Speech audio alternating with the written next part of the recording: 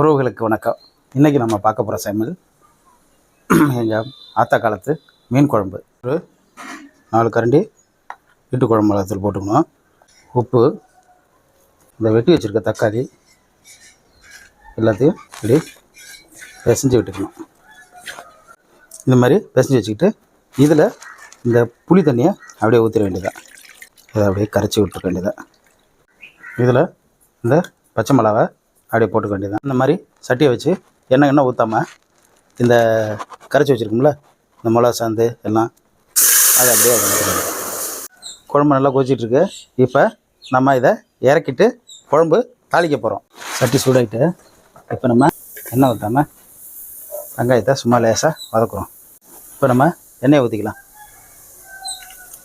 வெந்தயம் போட வேண்டியதான், கருவேப்பிலை,